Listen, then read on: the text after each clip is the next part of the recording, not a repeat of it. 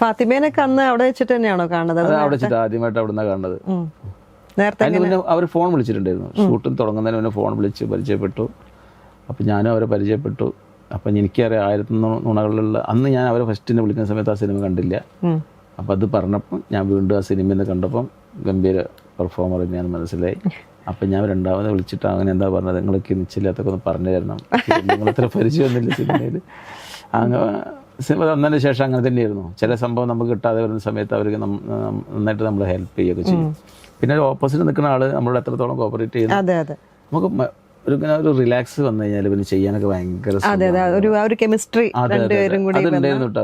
അവരെ ഭാഗത്ത് നല്ലതുണ്ട്. അവര് മാത്രമല്ല, സൂറാത്തി ആയാലും ആ സിനിമ എങ്ങനെ കണ്ടാലും എൻ്റെ അടുത്ത് ആരെങ്കിലും ഇരിക്കണം, ഞാൻ കൈ പിടിക്കുന്ന സീനുണ്ട്. എന്താ പറയാ, മോള് വന്നിട്ട് പോണ സമയത്ത് സ്കൂട്ടറിന് പോലും സൂറാത്തി എന്തോ ഒരു നിഷ്കളങ്കമായിട്ടുള്ള ചോദ്യം, ആരാണ്ടി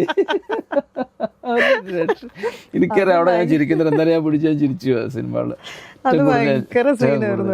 അത് അവരവിടെ നിന്ന് ഇംപ്രസ് ചെയ്താന്ന് പറഞ്ഞത്. സ്ക്രിപ്റ്റ് കൊടുത്ത സാധനത്തില് സൂറാത്തി, അതായത് വിജി, ഷംലിയും കൂടെ ഇംപ്രസ് ചെയ്ത് അങ്ങനെ ചോദിക്കട്ടെ എന്ന് ഫാസിലോട് ചോദിച്ചു. ആ ചോദിച്ചോടെ അങ്ങനെ കുറെ എന്താ പറയാ സ്പോട്ടില് ഇംപ്രവൈസ് ചെയ്യാനുള്ള സീൻസ് ഒക്കെ ഉണ്ടായിട്ടുണ്ട്. അതെ അതെ അതെ.